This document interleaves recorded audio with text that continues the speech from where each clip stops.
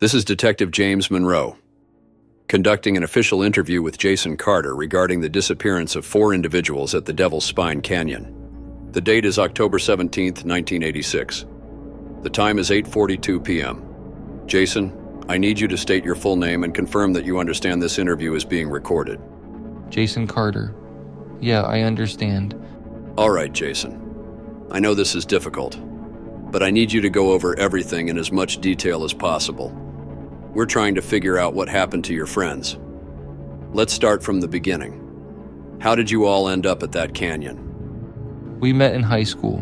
Me, Emma, Luis, Kira, and Ben. Different backgrounds, different goals, but we always stuck together.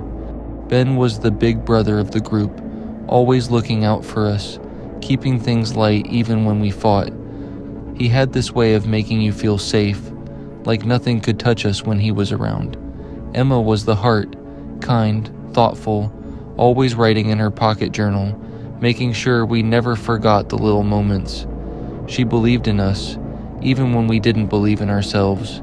Luis was the wild one, fearless, always pushing limits. If there was a cliff to jump from, he'd be the first over the edge, no hesitation. Kira was our anchor, logical, steady.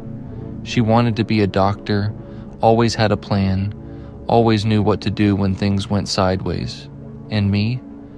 I guess I was just the one holding on, trying to keep us together before life pulled us apart. Every summer we took a trip, a sort of tradition.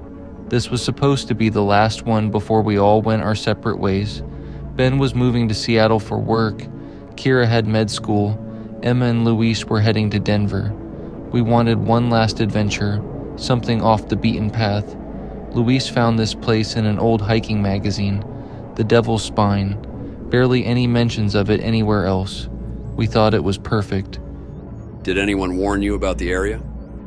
Yeah, we stopped in Holbrook for gas, and this old man at the station told us to stay away. Said people went missing out there, that the wind carries voices.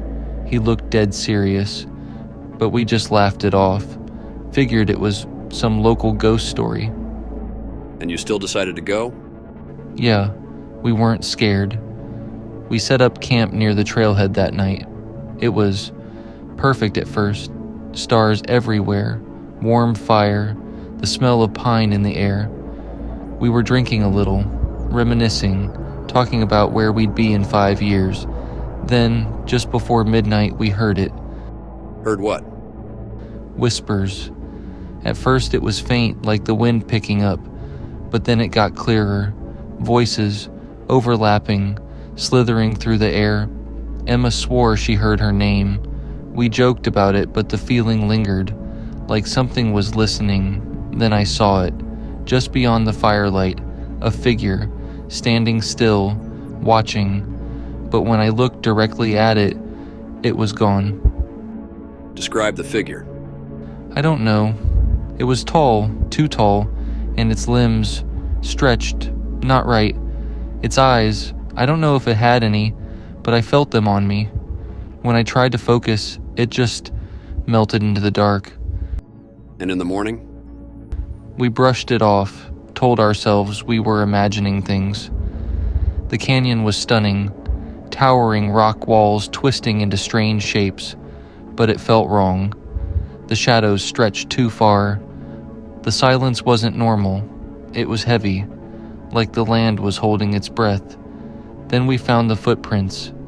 Not yours? No, barefoot. Deep, like someone had been standing there moments before. But they weren't walking away. They were facing us, like someone had been moving backward. Then we saw the message carved into the rock. Return what was taken. Did you take anything? Not that we knew of, but Emma reached into her backpack and pulled out a small piece of petrified wood. She swore she didn't remember picking it up. The whispers got louder. The wind turned violent, and then... That's when Ben vanished? 1 second he was there, the next, gone. No scream, no struggle. Just his flashlight on the ground, spinning.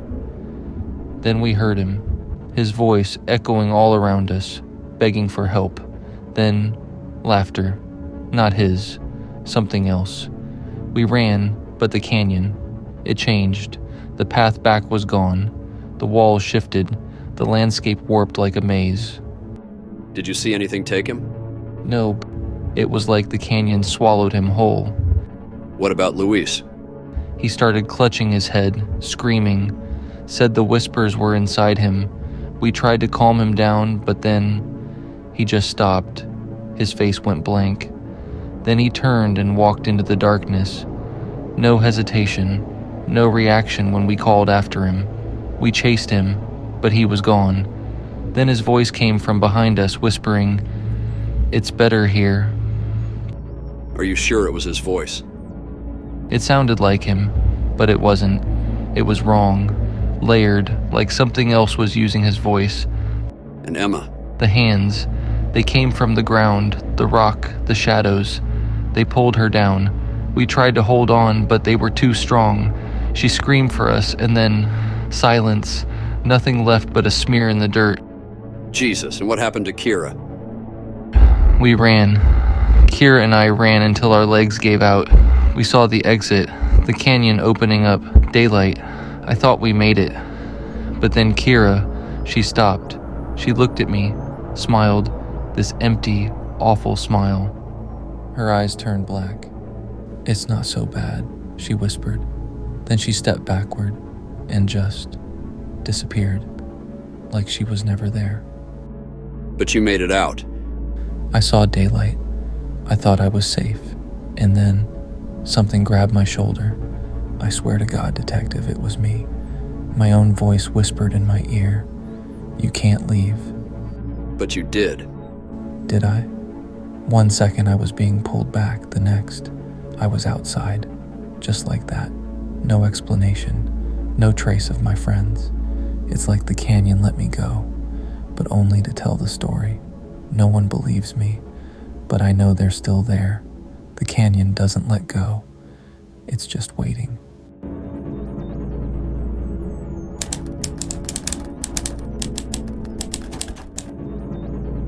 Thank you for listening to my story. Please let me know in the comments below where you are from. See you next time.